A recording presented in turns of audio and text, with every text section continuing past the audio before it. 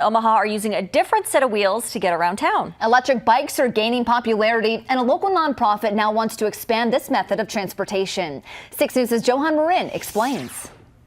People in the Midwest have a hard time giving up their cars, but there are some trading four wheels for two. Just like you and I will drive our cars to get somewhere, people are now riding an e-bike to get to where they're going. Since 2011, Heartland Bike Share has been setting up bike stations all across Omaha. Of course, back then, the only thing available were the classic bikes, just your normal pedal bike.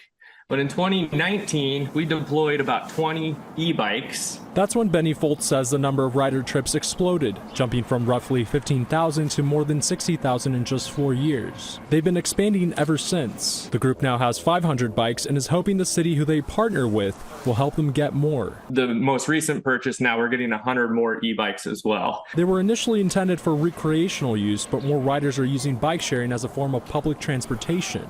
But only 5% of those trips were on the classic bikes. Now the goal of the nonprofit is to have as many e-bikes available to the public as possible. On your side, Johan Marin, 6 News. On Tuesday, the city will decide whether to approve more e-bikes for stations around Omaha. The nonprofit plans to make an announcement on its expansion come April.